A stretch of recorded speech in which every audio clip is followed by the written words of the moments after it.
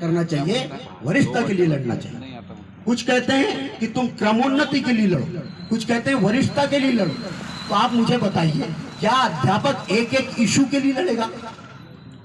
हर बार एक एक पॉइंट को लेकर आंदोलन करेगा?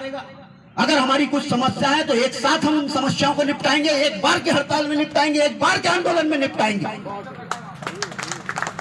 वरिष्ठता मैं पूछना चाहता हूं, वो उन प्रांताध्यक्षों से पूछना चाहता हूं जो वरिष्ठता को कहते हैं कि आपकी वरिष्ठता शून्य हो गई। वरिष्ठता शून्य हो गई, इसका मतलब आपकी सीनियरिटी 1/7/18 को इस संवर्ग में आने के बाद, स्कूल शिक्षा सेवा संवर्ग में आने के बाद शून्य हो गई। तो मुझे बताइए, आप बच्चों को ज्ञान देते हैं, लोगों को बताते हैं, अगर वरिष्ठता अगर शून्य हो गई तो क्या 2006 वाले की पेमेंट और 2013 में नियुक्त होने वाले की पेमेंट क्या बराबर है? जब बराबर नहीं है तो किस कारण से पेमेंट कम या ज्यादा है? बताइए, किसके कारण से कम या ज्यादा है? वरिष्ठता के कारण। इसका मतलब आपकी सीनियरिटी जिंदा है, इसके कारण आपकी जो तनख्वाह है, जो सीनियर है उसकी ज्यादा है और जूनियर है उसकी कम। ये पहला पॉइंट। दूसरी बात, अब वरिष्ठता शून्य हो गई, आप पुरानी पेंशन के लिए लड़ाई लड़ रहे हैं।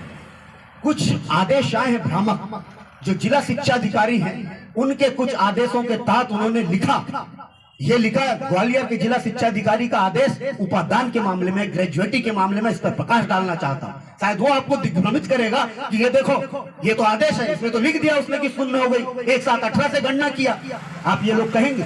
लेकिन मैं पूछना चाहता हूं, उस आदेश को जिसने अच्छे से पढ़ा होगा, उसमें लिखा शिक्षा कर्मी में नियुक्ति इस आदेश के क्रमांक के कारण तुम्हारी अध्यापक संवर्ग में आई 1/4/2007 को मध्य प्रदेश के इस आदेश के कारण। फिर लिखा कि 1/7/18 को आप स्कूल शिक्षा सेवा संवर्ग में आए इस आदेश के कारण। लेकिन जिसके कारण आपकी वरिष्ठता शून्य हुई, कहीं लोक शिक्षा संचालनालय का या स्कूल शिक्षा विभाग के प्रमुख सचिव का कोई आपका आदेश ऐसा आया है जिसमें लिखा है कि आपकी 1/7/18 को वरिष्ठता शून्य हो गई? कोई आदेश हो तो बताइए। फिर कैसे उस जिला शिक्षा अधिकारी ने उस आदेश को ये मान के कर दिया कि आप केवल 1/7/18 से और आपकी 19 महीने होती है, 22 महीने होती है? बिल्कुल गलत।